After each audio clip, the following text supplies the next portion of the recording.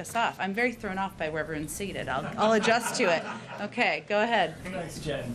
Two questions. First, Senator Manchin laid out the argument that election reform should be bipartisan because anything partisan would, quote, destroy the already weakening binds of our democracy. Does the president agree with that sentiment, or is that sentiment untenable because of the state level changes being pushed by Republicans?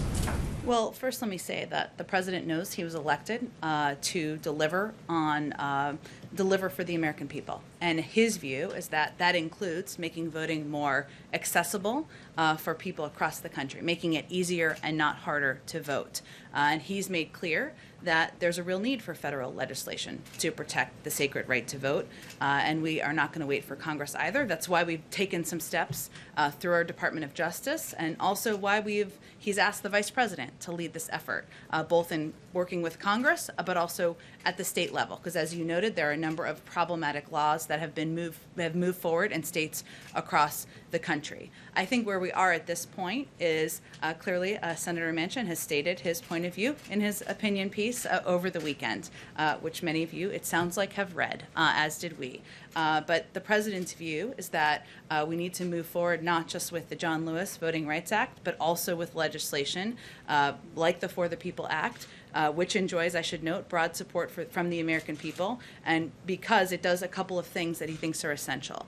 It provides basic protections for registering to vote and how we cast a ballot. It will prevent politicians from drawing congressional district lines for partisan advantage to ensure that people are choosing their representatives. It will help end the corrupting power of money in politics. Now, in terms of the path forward and what that looks like and the mechanics of how it moves forward in Congress, the president is quite open to and willing to work with anyone to enact common sense reforms that benefit the American people. We will stay lockstep with Democratic leadership on what that looks like from here, but I don't have anything to preview about the next steps. And then secondly, the Justice Department has had a series of policy changes with regards to its relationship with reporters and pursuing reporters' sources and possible prosecutions. And I was wondering, under this administration, would the Justice Department still be trying to compel reporters to name sources who are anonymous or unnamed in court? Would they continue to do that?